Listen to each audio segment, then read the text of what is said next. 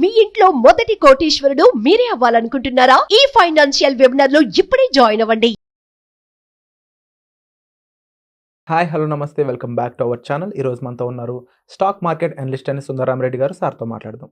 నమస్కారం సార్. నమస్తే sir, market ముఖ్యంగా 4వ తేదీ కానీ చూసినట్లయితే అంటే మేబీ లోక్సభ సంబంధించిన ఎలక్షన్స్ దృష్ట్యా ఎన్డీఏ కూటమికి మరోపక్క కాంగ్రెస్ ఏదైతే ఉందో వీటి మధ్యన ఆ పోటాపోటీ వల్ల మారిందో మార్కెట్ ఏ రేంజ్కి వెళ్ళి ఏ రేంజ్కి పడిపోయిందో క్లియర్గా చూస్తాం. అట్ ది సేమ్ టైం అంటే ఒక 5% పడుతుంటే అదే 5% వేస్తూ ఉంది. ఆ రేంజ్ వాల్టాలిటీ ఇక్కడ క్లియర్గా కనిపిస్తూ ఉంది. ఇలాంటి టైంలో ఒక సామాన్య ఇన్వెస్టర్ ఎవడైతే ఉన్నాడో భయపడుతూనే ఉంటాడు డెఫినెట్లీ. చాలామంది నష్టపోవడానికి కూడా ఇది ఒక బిగ్ సిచ్యువేషన్ అని చెప్పవచ్చు. ఇలాంటి టైంలో ఎలా ఆలోచించాలి, ఏం చేయాలంటారు?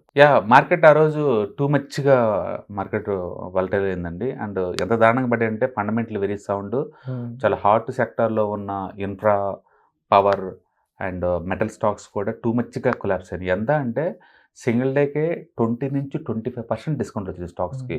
అంటే మనం కనుక చూసుకుంటే rural electrical corporation 25%, power finance corporation 22%, and Adani ports entire Adani pack anywhere between 15 to 25% down అయినాయి అదానీ ప్యాక్ మొత్తం.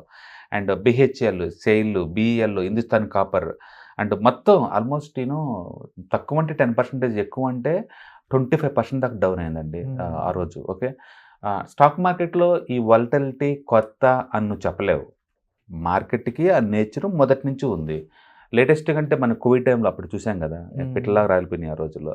ఓకే, అండ్ మనం చిన్న చిన్న కంపెనీస్ కాకుండా పెద్ద పెద్ద కంపెనీ గురించి మనం మాట్లాడుతున్నప్పుడు ఇండియాలో టాప్ 10 కంపెనీస్ నిఫ్టీలోని స్టాక్స్ మనం చూస్తే హెచ్డిఎఫ్సి బ్యాంక్ అండి, అండ్ 55% డ్రాప్ అయింది. ఇప్పుడు జనవరి 2008 నుంచి మార్చి 2009 మధ్య మొత్తం 50% పడింది HDFC bank, India's number 1 bank. అలాగే రిలయన్స్ ఇండస్ట్రీస్ అండి 68% డ్రాప్ అయింది జనవరి 2008 నుంచి అక్టోబర్ 2008లో.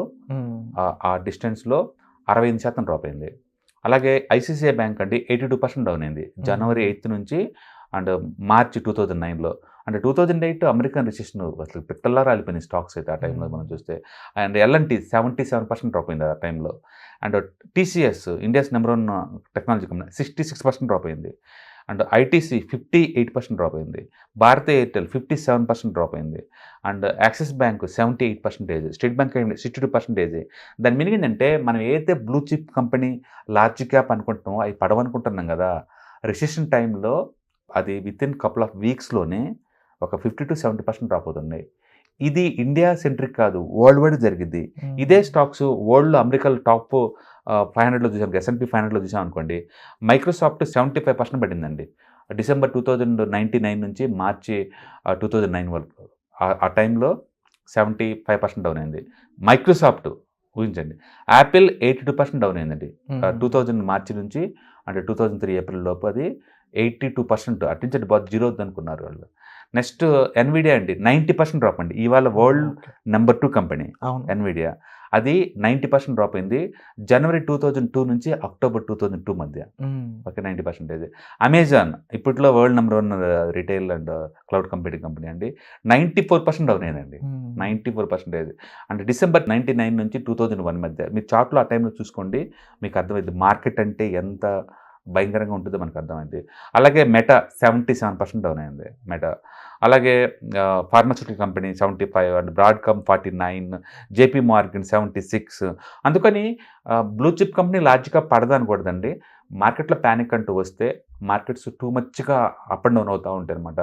అందుకని ఇన్వెస్టర్ కనుక మీరు ఒక 20 years మార్కెట్లో కనుక్కుంటే డెఫినెట్గా ప్రతి ఒక్క ఇన్వెస్టర్స్కి వాళ్ళ లైఫ్ సైకిల్లో 1-2 సార్లు ఇలాంటి సినారియోని ఫేస్ చేసి ఉంటారు, ఈజీగా ఫేస్ చేస్తారు. అందుకని స్టాక్ మార్కెట్లో ఈ వాలటిలిటీ ఎక్కువ ఉంటుంది కాబట్టి మనం యూత్లో ఉన్నప్పుడు ఈక్విటీలో ఉండాలి. కొంచెం ఫ్యామిలీ వచ్చిన తర్వాత కొంచెం కన్జర్వేటివ్గా ఉండి హైబ్రిడ్కి వెళ్ళిపోవాలి. రిటైర్మెంట్కి వచ్చిన తర్వాత డెట్ ఫండ్స్కి వెళ్ళిపోవాలి. ఎందుకంటే రీజన్ ఇదే.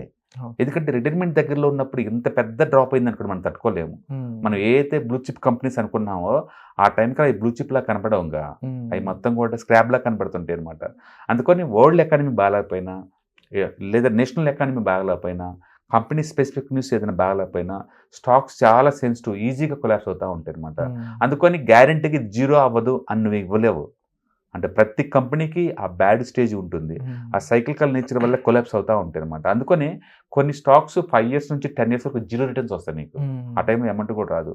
అందుకని ఈక్విటీ 100% మనీ మొత్తం తీసుకొచ్చి దీంట్లో పెట్టడం అంత కంఫర్ట్ ఏం కాదు. మీరు different type of assets manage చేసినప్పుడు ఏంటంటే మీకు అది ఈజీగా ఉంటుంది. అందుకని ఈక్విటీ మెంట్ ఫర్ యూత్ అంతే. మనం యూత్లో ఉన్నప్పుడు రిస్క్ క్యాలిబర్ ఉంటుంది కాబట్టి ఆ టైంలో మనం పెట్టుకోవచ్చు. అండ్ మనం ఓల్డేజ్ అయ్యే కొద్దీ డిఫరెంట్ అసెట్స్ని ఖచ్చితంగా మేనేజ్ చేయాలి. అసెట్ డైవర్సిఫికేషన్ కంపల్సరీ చేయాలి. అందుకని నిన్న వచ్చింది టెంపరీగా వచ్చే డిమాండ్ సప్లై మధ్య మిస్ మ్యాచింగ్ అనమాట. అది ఎమోషనల్గా. అది నిజం చెప్పాలంటే కంపెనీ ఫండమెంటల్ ఓవర్ నైట్లే మారలేదండి ఆ టైంలో. ఓకే, జస్ట్ ఎమోషనల్గా స్టేబుల్ గవర్నమెంట్ కాదేమో, అందుకని మార్కెట్కి ముందు రోజుల్లో పొలిటికల్ రిస్క్ ఎక్కువైంది కాబట్టి ఆ పొలిటికల్కి వచ్చిన ప్రీమియం కట్ చేసి పెట్టేశారు అంతే. యూజువల్గా నిఫ్టీ కనుక 8% డ్రాప్ అయింది అనుకోండి, 1 PE తగ్గింది. 1 PE. అంతకుముందు 22 PE దగ్గర ఉంది నిఫ్టీ. అంటే అది రీజనబుల్ PE అది. ఇప్పుడు అది మొన్న మార్కెట్ 1 week డౌన్ అయింది కదా, ఆ డౌన్ తోటి అది 21 PEకి వచ్చింది. ప్రస్తుతానికి 1% PE తగ్గింది, 20 PE. అంటే అది fair value, last 5 years average fair value.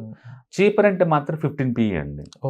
ఈ నిఫ్టీకి చీపర్ అంటే 15 PE, ఎక్స్పెన్సివ్ అంటే 30 PE. ఇప్పుడు మనం మధ్యలో ఉన్నాం, ఫెయిర్ వాల్యూ దగ్గర ఉన్నాం. అందుకే టూ మచ్గా మార్కెట్ ఓవరాల్ పడే ఛాన్స్ తక్కువ. ఏదైనా కానీ మీరు స్టాక్స్తో డీల్ చేస్తున్నారంటే ఈ పెయిన్ ఏదో ఒక టైంలో నువ్వు ఫేస్ చేయాల్సి ఉంది. అదే ఇండెక్స్ తోటి మ్యూచువల్ ఫండ్తో డీల్ చేస్తున్నాం అనుకోండి, ఇంత పడవ అవి, ఎందుకంటే అన్ని స్టాక్స్ ఇవే ఉండవు కదా. అందుకని వాళ్ళు కొంచెం బ్యాలెన్స్ అప్రోచ్ చేస్తూ ఉంటారు. అండ్ మోర్ ఓవర్ ఇలాంటి వాటిని మనం ప్రెడిక్ట్ చేసి ముందే ఎంతకంత సేఫ్టీగా మనీ పార్క్ చేయటాలు ఇవి చేస్తుంటాం. అందుకే మ్యూచువల్ ఫండ్ వాళ్ళందరూ దగ్గర 2 lakh crore క్యాష్ మెయింటైన్ చేస్తున్నారు ఈ ఈవెంట్కి ముందు.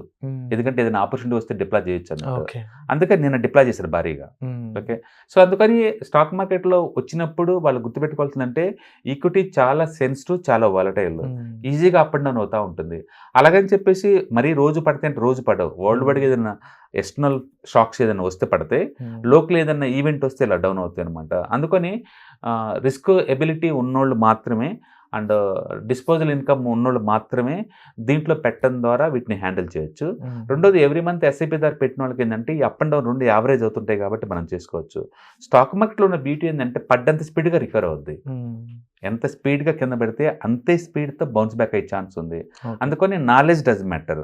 హిస్టరీ ఎంత ఎక్కువ రీడ్ చేసుకుంటే మీకు అంత కంఫర్ట్ జోన్ ట్రావెల్ చేస్తారనమాట.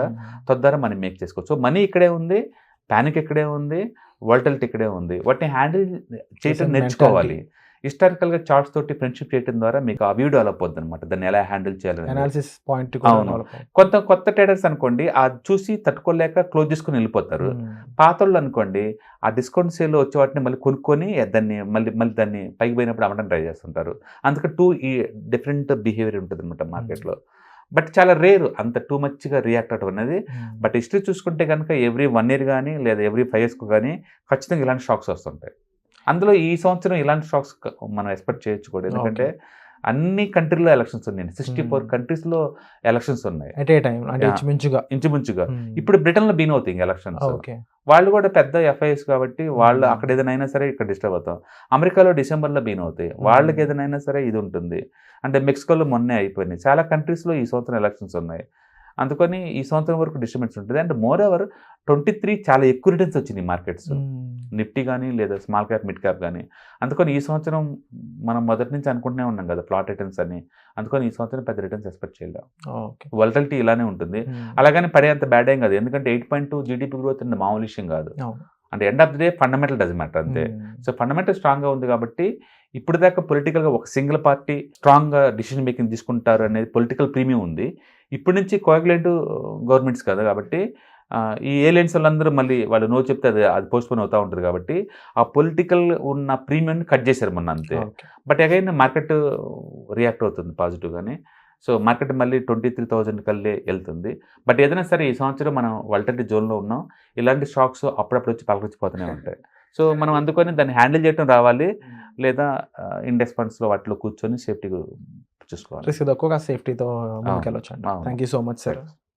సుమన్ టీవీలో మీ పర్సనల్ అండ్ బిజినెస్ ప్రమోషన్స్ కోసం కింది నెంబర్కి కాంటాక్ట్ చేయండి.